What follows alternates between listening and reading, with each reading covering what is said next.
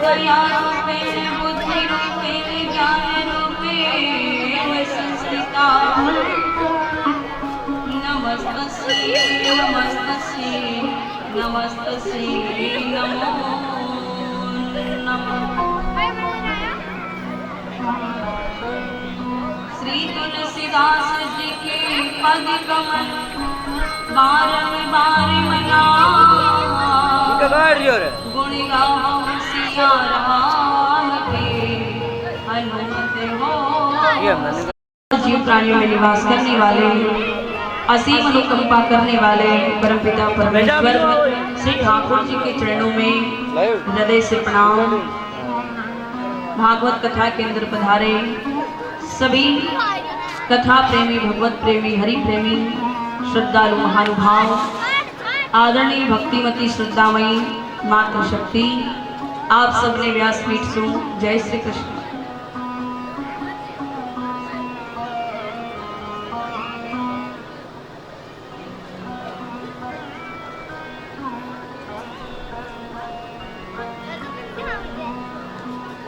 कृपानाथ, आज बड़ा ही पावन दिन है। श्रीमद् भागवत कथा का 7वां दिवस। क्योंकि कथा तो कभी पूरी होती नहीं है, क्योंकि मानस में गोस्वामी जी ने लिखा है कि हरि अनंत हरि कथा अनंता, कहा ही सुनई बहु विधि सब संता।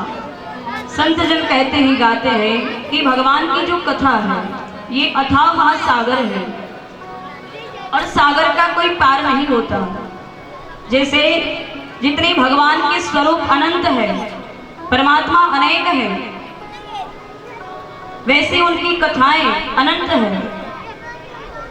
संत जन गाते गाते थक जाते हैं, पर फिर भी भगवान की कथा का अभी तक कोई पार नहीं पाया। भगवान की कथा कलिकाल में महत्वपूर्ण है। हर एक जीव को, हर एक प्राणी को रोज नित्य आप साफ सफाई करो, पर घर के बाहर जब पैदल चलते हैं ना, तो हमारे पाँव के नीचे असंख्य जीव जंतु रहते हैं जो हमें दिखाई नहीं देते। जब चलते हैं ना, तो वो हमारे पाँव के नीचे आ जाते हैं, दब जाते हैं, मर जाते हैं, और वो पाप अपने तन को लगता है। तो जब भी कथा में जाकर के बैठते हैं, अपने तन, मन और वाणी को पवित्र करना बहुत जरूरी है। तो आओ बड़े प्रेम और भाव के साथ में हरिनाम संकीर्तन करते हुए कथा के अंदर प्रवेश करेंगे।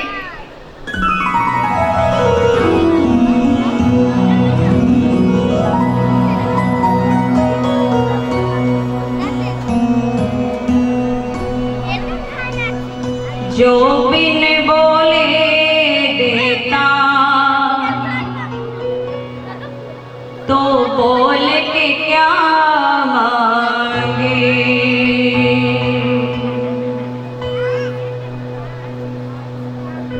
मेरी दुनिया तुम ही हो,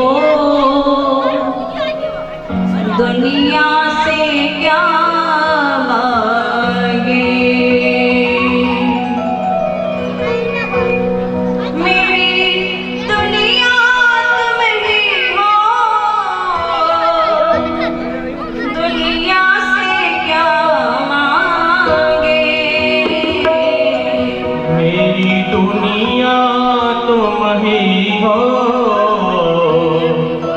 दुनिया से क्या मांगे। जो बिन बोले देता, तो बोल के क्या मांगे।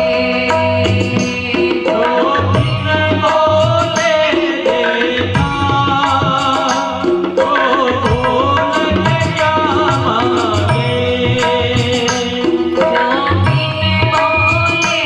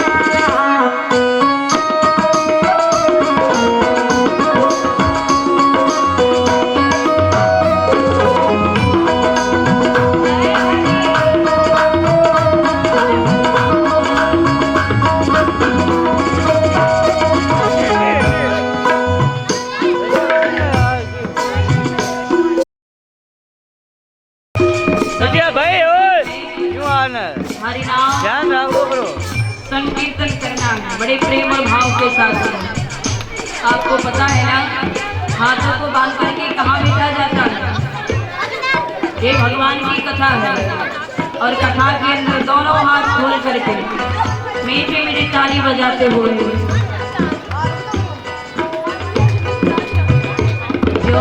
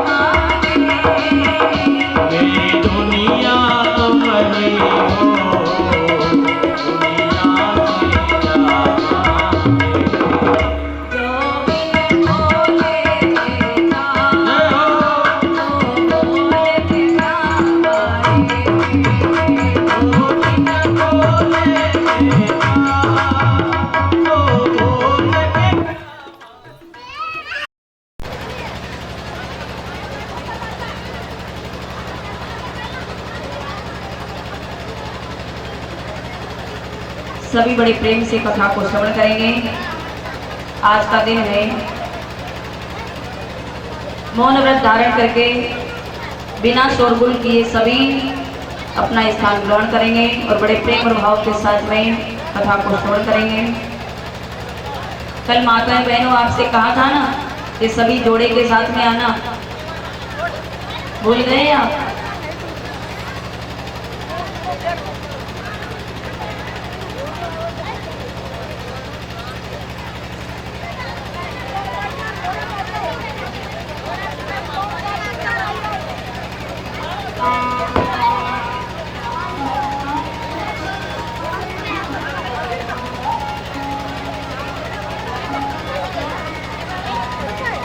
कृपानाथ, आज जिस प्रकार से हम कथा के अंदर बैठे हैं, वैसे ही सप्तम दिवस की कथा के अंदर सुखदेव जी महाराज परीक्षित जी महाराज को कथा श्रवण करवाते हैं। अब सुखदेव जी महाराज ने देखा कि परीक्षित जी महाराज आज 7वें दिन उनकी मृत्यु हो जाएगी, पर फिर भी मृत्यु से कोई भय नहीं, कोई डर नहीं, कोई चिंता नहीं, बस मौन व्रत धारण करके बड़े प्रेम से भगवान की कथा को सुन रहे हैं। अब सुखदेव जी महाराज ने पूछा कि राजन, आज तो आपकी मृत्यु होने वाली है, आप मर जाओगे और आप बड़े आराम से शांत स्वभाव से बैठे हैं, आपको चिंता नहीं, भय नहीं, कोई डर नहीं कि आज मेरी मृत्यु हो जाएगी, परीक्षित जी महाराज कहने लगे, प्रभु मुझे तो कथा में आनंद आ रहा है, मृत्यु का डर नहीं है। मृत्यु जब होना होगी हो जाएगी, बिना मृत्यु से क्या डरना। मुझे तो केवल भगवान की कथा से प्रेम है, तो आप मुझे भगवान की कथा सुनाएं। सुखदेव जी महाराज कहने लगे, राजन अगर आपकी जगह कोई कलियुगी जीव होता ना, अगर मृत्यु का आभास हो जाता है, क्योंकि मृत्यु जब आती है ना तो 4 प्रकार से हमें आभास होता है। 4 प्रकार से कौन से? कि सबसे पहले तो मृत्यु आती है, हमारे पाँव पकड़ती है। काल जब आता ना तो सबसे पहले हमारे गोड़ों में, पैर में तकलीफ होती है, चलने में बहुत परेशानी आती है। धीरे धीरे फिर दूसरा काल आता है, कमर दुखने लग जाती है, कमर दुख जाती है, गर्दन झुकने लग जाती है, सर के बाल सफेद हो जाते हैं, दिखना कम हो जाता है। अपने इस मन को, तन को भगवान के चरणों में समर्पित कर, पर फिर भी वो इंसान मानता नहीं है और इस माया के अंदर लगा रहता है। मृत्यु से बचने के लिए दुनिया तरह तरह के प्रयास करती है, प्लानिंग की बनाती है कि मृत्यु आए नहीं उससे पहले क्या करना है। सर के बाल सफेद हुए काले कर लेते हैं, मुंह के दांत गिर गए तो बत्ती सी बिठा लेते हैं, दिखना कम हुआ तो चश्मा लगा लेते हैं। ये कलियुगी जीव का स्वभाव है। मृत्यु को स्वीकार नहीं करना चाहता, मृत्यु को हराना चाहता है। पर प्यारे, इस दुनिया के अंदर जिसने जन्म लिया है, मृत्यु तो उसकी होना है। पर प्यारे, मृत्यु ऐसी हो विश्व पितामह के जैसी, बाणों की शैया पर लेटे हुए थे, पर फिर भी सन्मुख जब हमारे गोविंद खड़े थे, इतना तो करना स्वामी जब प्राण तन से निकले, गोविंद नाम लेकर जब प्राण तन से निकले। मृत्यु ऐसी हो कि हमारे सामने साक्षात भगवान नारायण खड़े हो और हमारे मुख से हरि का नाम निकलता हो, वो मृत्यु बड़ी सुंदर है। तो हमें भगवान से प्रार्थना यही करना है कि हमने 7 दिन के अंदर प्रभु आपकी कथा को सुना है, बड़े चित्त लगा करके, मन लगा करके। और आज 7वें दिवस की कथा के अंदर सुखदेव जी महाराज जिस प्रकार से भगवान का प्रथम विवाह हुआ था माँ रुक्मिणी जी के साथ में, माँ रुक्मिणी जी के साथ में जब भगवान द्वारिकाधीश का विवाह हुआ, माँ रुक्मिणी जी को जब द्वारिका के अंदर लेकर के आए, द्वारिका के अंदर सबसे पहले उनके यहाँ पर रुक्मिणी जी के प्रद्युम्न बालक होता है। भगवान का पुत्र जो था, प्रथम पुत्र प्रद्युम्न जी, पर एक सम्रासुर नाम का दैत्य, उसने बालक का हरण कर लिया और समुद्र में फेंक दिया। माँ रुक्मिणी बड़ी दुखी हो जाती है। पर प्यारे, जाको राखी साइया मार सके न कोई, बाल न बाका कर सके चाहे अगर बेड़ी हो। प्यारे, सम्रासुर ने जान लिया था कि मेरा काल ये प्रद्युम्न है, मुझे मार देगा, तो अपनी मृत्यु को हराने का आभास किया, मृत्यु को टालना चाहा। पर प्यारे, उस बालक को मछली ने निगला, मछुआरे लेकर के आए, बाजार में बेचने लगा। तो सम्रासुर के सैनिक थे, बाजार में वही खरीद करके सम्रासुर के दरबार में लाया, राजा को भेज दिया, रसोई घर में भेजा। अब मछली का अमलिया किया तो उसमें से बालक निकला। सम्रासुर की वहां पर एक विद्यावती नाम की दासी थी, जो पाकशाला में, भोजनशाला में निपुण थी, भोजन बनाया करती थी। जब उसने बालक को देखा, विचार करने लगी, ये बालक कौन है, मछली के पेट से निकला है, मुझे राजा को सूचना देना होगी। पर नारद जी महाराज आते हैं और उस विद्यावती को समझाते हैं कि देवी, ये भूल आप कभी मत करना, ये बालक कोई और नहीं, आपके पति कामदेव है। अब विद्यावती समझ नहीं पाई, तो यहाँ पर नारद जी महाराज कहते हैं कि देवी, एक समय की बात है और मानस के अंदर गोस्वामी जी ने लिखा है,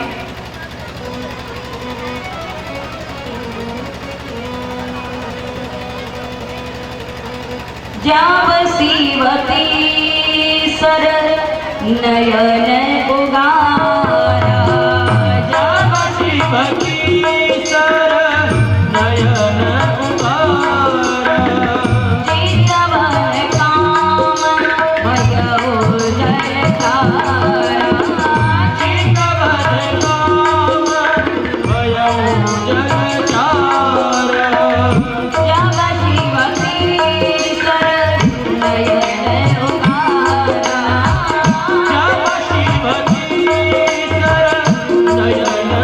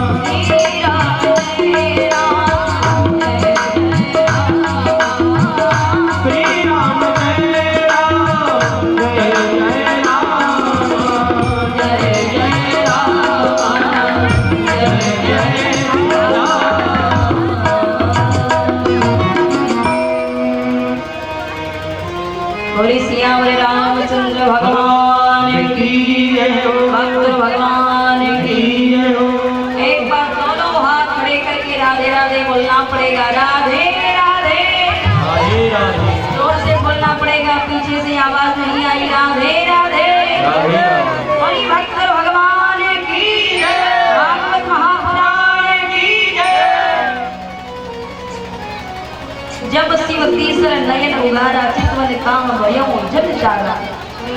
गोस्वामी जी कहते हैं और नारद जी महाराज विद्यावती को बतला रहे हैं कि देवी ये आपके पति कामदेव है। जब तारकासुर का अत्याचार बढ़ने लगा, देवतागण घबराने लगे। अब भगवान शंकर समाधि में बैठ गए थे और जो सती जी ने अपने प्राणों को त्यागा, हिमाचल राजा के यहाँ पर पार्वता जी बनकर के जन्म लिया था और तारकासुर ने वरदान मांगा था कि मेरी मृत्यु शिवपुत्र से है। और मुझे पता था कि महादेव का विवाह होगा नहीं, मेरी मृत्यु होगी नहीं। पर प्यारे देवतागणों की प्रार्थना को सुना है महादेव ने, कामदेव को भेजा। तीसरा नेत्र जब खुलता है कामदेव जल करके भस्म हो जाता है। अब जैसे ही कामदेव जल करके भस्म हुआ, पत्नी जब रति देवी भगवान शंकर से प्रार्थना करने लगी, प्रभु आपने मेरे पति को मार दिया, वो मर गए, अब मैं अकेली हो गई, अब मैं किसके सहारे जीवन यापन करूंगी, मेरा तो दुनिया के अंदर कोई नहीं है। तब शंकर भगवान कहते हैं देवी आप चिंता न करो, आपके पति द्वापर युग के अंदर जब कृष्ण अवतार होगा, रुक्मिणी जी के साथ में उनका विवाह होगा, तो प्रद्युम्न जी बनकर के आपके पति आएंगे, बाल स्वरूप आपको मिलेंगे, तो आपको पति मान करके उनकी सेवा करना है। और समय आएगा जब वो बड़े होंगे तो एक असुर सम्राट नाम का असुर जिसका वध करेंगे।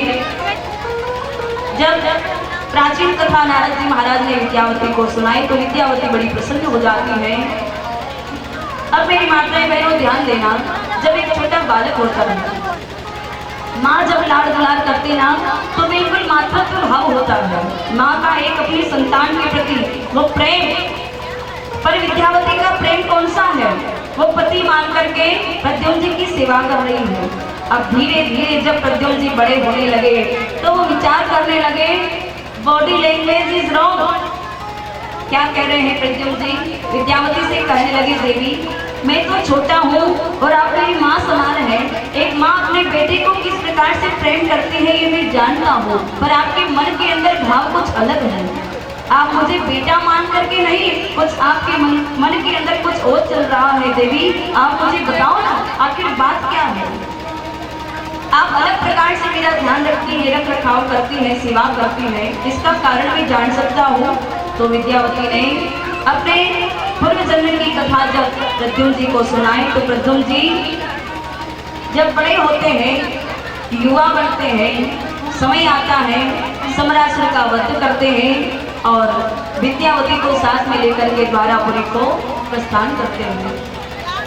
द्वारापुरी को आए द्वारिकाधीश के यहाँ पर बड़ा सुंदर भाव रुक्मिणी बड़ी प्रसन्न हो जाती है, सभी बड़े प्रसन्न हो जाते हैं। अब प्यारे सुखदेव जी महाराज कह रहे हैं राजन ये तो भगवान की प्रथम विवाह की कथा है, ऐसे भगवान के 8 विवाह होते हैं। कौन कौन से?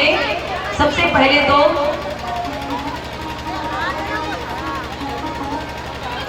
मेरी माताएं बहनों कथा को ध्यान से सुनना, मैं आपसे बाद में पूछूंगी कि भगवान के कितने विवाह हुए हैं, है ना। अगर आपने नहीं बताया तो मुझे लग जाएगा कि आपने कथा को ध्यान से नहीं सुना। सुन रही हो ना मेरी माँ कि नहीं सुन रही हो?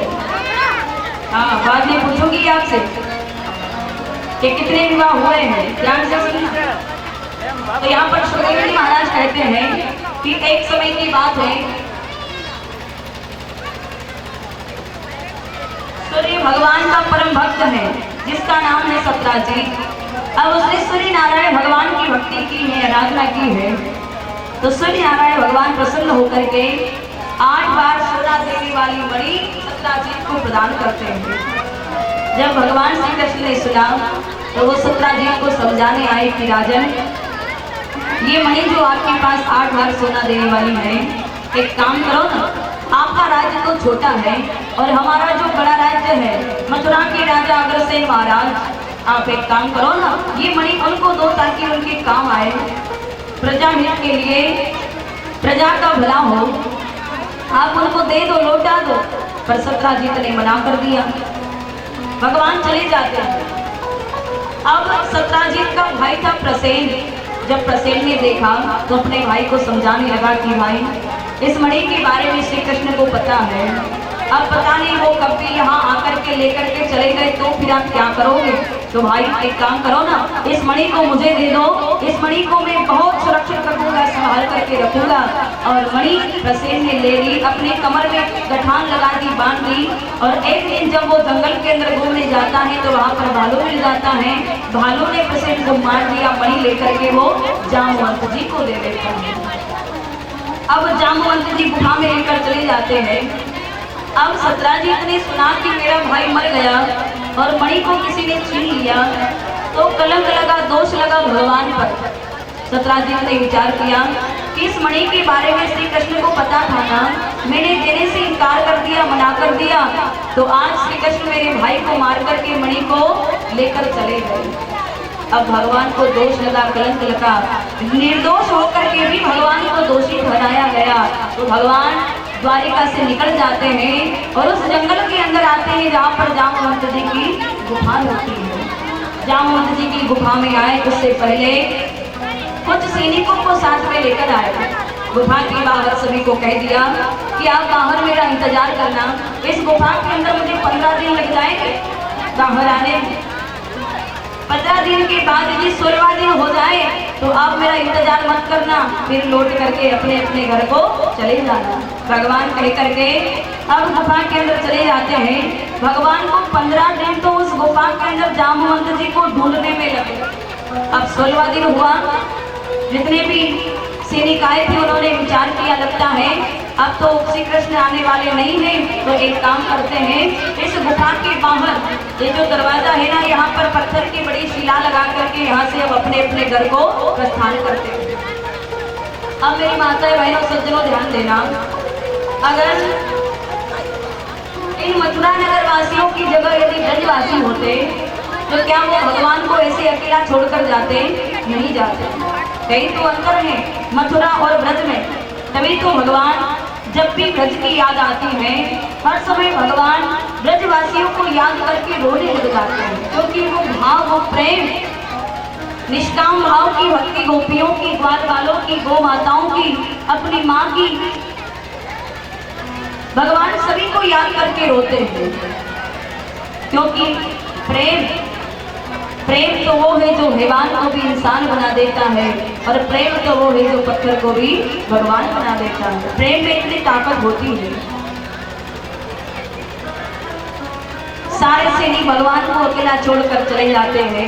भगवान 16वें दिन जब जामवंत जी के पास में पहुंचे हैं, जामवंत जी से युद्ध होता है, जामवंत जी हार जाते हैं। हारते हारते मणि को देते हुए भगवान से कहते हैं, प्रभु आपको मेरी बेटी जामवती से विवाह करना होगा। तो यहाँ पर दूसरा विवाह होता है जामवती के साथ में। मणि लेकर भगवान आए, द्वारिका में रखा। हस्तिनापुर से कुछ काम के कारण हस्तिनापुर चले जाते हैं, तो द्वारिका के अंदर एक सतधनवा नाम का चोर रहता था। उसने मणि को चुरा लिया, और जब वो लेकर भाग रहा था तो अक्रूर जी को पता चला। अक्रूर जी ने पीछा किया तो वो मणि वहीं पर छोड़ करके भाग जाता है।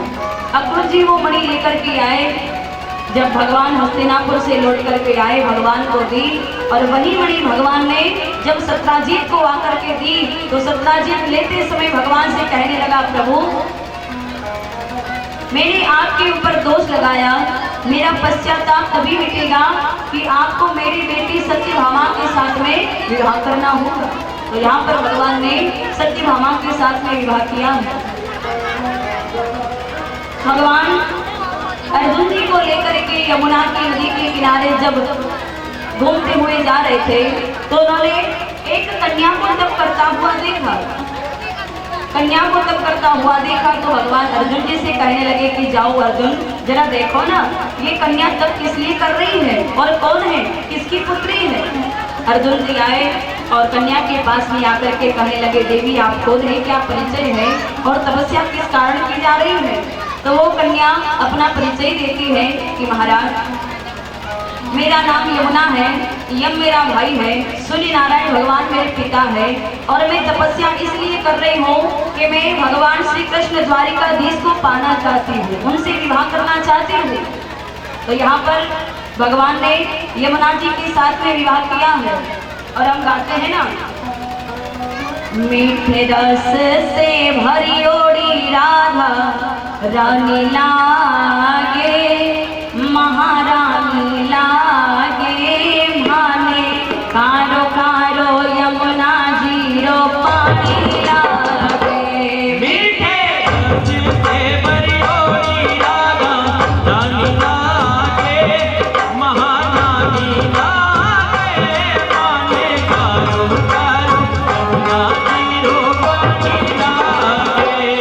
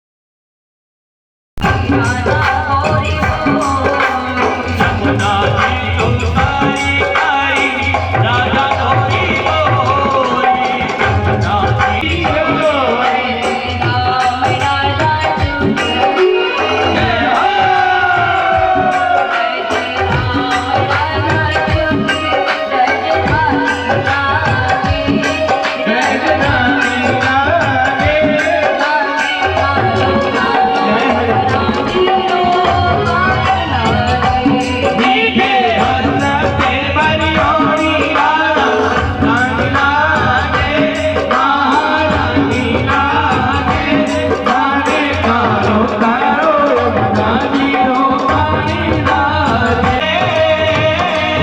राधे राधे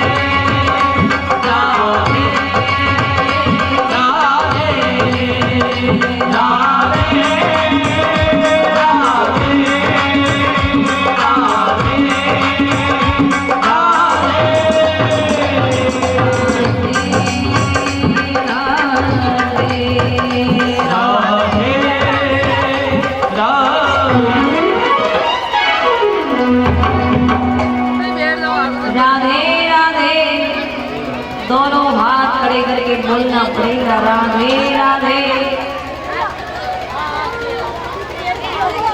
क्या बात है, रात में भी नींद आती है, दिन में भी नहीं। और भगवान की कथा सोए हुए को जगाने का काम करती है। जाग जाओ, उठ जाग मुसाफिर भोर भई, अब रैन कहाँ जो सोवत है। जो सोवत है वो खोवत है, जो जागत है सो पावत है। इसीलिए अब तो जाग जाओ, समय पर उठना, काम पर लग जाना। जब ज्यादा काम करो थकान हो जाए वो बात अलग है, पर नित्य समय होना चाहिए, दिनचर्या ऐसी हो।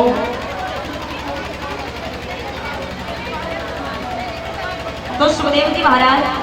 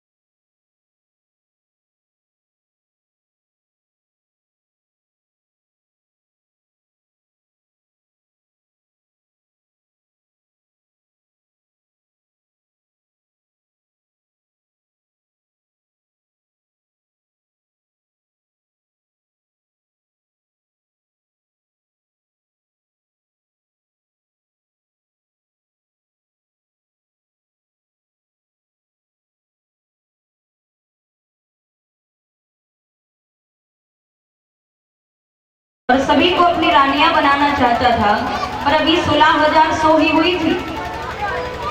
सभी राजकन्याएं बड़ी दुखी हो जाती हैं और सभी राजकन्याओं ने 7 आवरण बनाए और अपने भगवान द्वारिकाधीश को जब आवाज लगाई, जब से उन्होंने द्वारिकाधीश के बारे में सुना, तो वो सभी कन्याएं भगवान द्वारिकाधीश को पुकारने लगी कि सुन ले पुकार मेरी ओ बंसी बजाने वाले। भगवान से प्रार्थना करी तो भगवान सत्यभामा को साथ में लेकर के आते हैं और घुमासुर का